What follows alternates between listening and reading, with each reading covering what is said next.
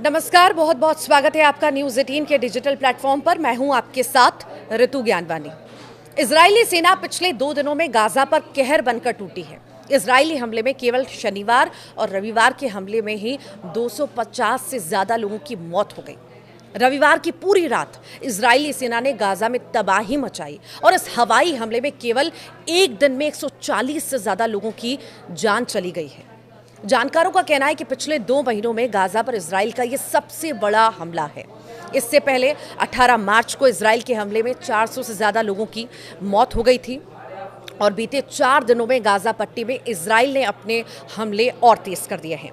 महज 4 दिनों में ही लगभग 400 लोग मारे गए और हजारों लोग घायल हो गए हैं। गाजा पर इजराइल के इस हमले को ऑपरेशन गिदोन चैरियट से जोड़कर देखा जा रहा है।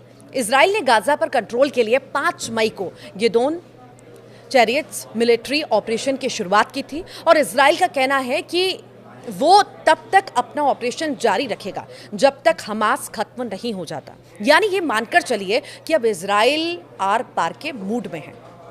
जब से नेतन्याहू ने हमास को खत्म करने की कसम खाई, ये हमले लगातार हो रहे हैं और ऐसा लगता है कि जब तक हमास पूरी तरह से खत्म नहीं हो जाएगा ये ऑपरेशन जारी रहेगा।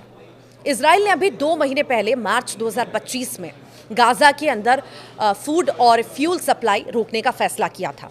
इजरायली सरकार ने दावा किया था कि इससे हमास कमजोर होगा। गाजा में बीते 19 महीनों से जारी जंग के बीच 5 लाख लोगों पर भुखमरी का संकट पैदा हो गया। गाजा के हालात पर 12 मई को संयुक्त राष्ट्र ने एक रिपोर्ट भी पेश की थी। रिपोर्ट के मुताबिक अगर इजराइल पाबंदियां नहीं हटाता है तो गाजा में हर 5 में से एक व्यक्ति भुखमरी की चपेट में आ सकता है। साथ ही 21 लाख लोगों को अकाल का सामना भी करना पड़ सकता है। अक्टूबर 2023 में शुरू हुए इजराइल हमास संघर्ष में अब तक 61,000 से ज्यादा लोग मारे जा चुके हैं और इस जंग का कोई और छोर ही समझ नहीं आ रहा। यूएन के वर्ल्ड फूड प्रोग्राम ने कहा है कि उनके पास खाने का स्टॉक खत्म हो चुका है।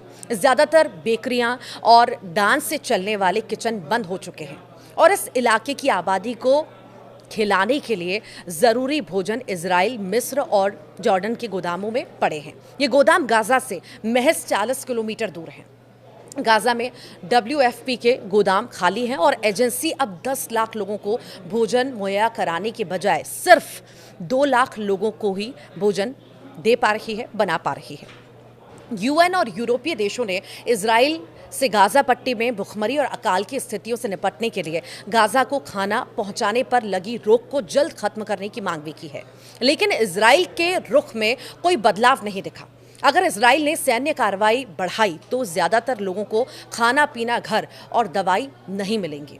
इधर इराक की राजधानी बगदाद में शनिवार को अरब लीग शिखर सम्मेलन की शुरुआत हुई और इस सम्मेलन में शामिल हुए स्पेन के प्रधानमंत्री पेड्रो सांचेज ने गाजा में नरसंहार को रोकने के लिए दबाव बढ़ाने की अपील भी की। तो वहीं यूएन प्रमुख एंटोनियो गुटेरेस ने कहा है कि हमें अब एक स्थायी युद्ध विराम की जरूरत है। हम गाजा की आबादी के बार बार जबरन विस्थापन को अस्वीकार करते हैं। यानी इजराइल पर अब गाजा के खिलाफ हो रहे हमले और युद्ध को रोकने की अपील की जा रही है, लेकिन अभी तक इजराइल के रुख में कोई परिवर्तन नहीं दिखाई दे रहा। और पिछले 2 दिनों में जिस तरह से इजराइल ने गाजा के ऊपर कहर बरपाया, उसे देख ऐसा लगता है कि अभी युद्ध विराम जैसी कोई संभावना नजर नहीं आती।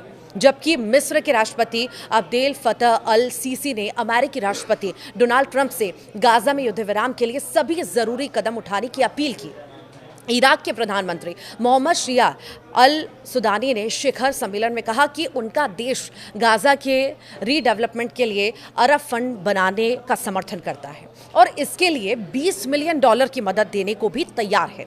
कई देशों की कोशिश के बावजूद मिडिल ईस्ट में युद्ध रुकने वाला नहीं लग रहा, क्योंकि इजराइल के प्रधानमंत्री बेंजामिन नेतन्याहू ने पिछले सप्ताह अपने एक बयान में कहा था कि वे हमास को खत्म करने के लिए जंग जारी रखेंगे।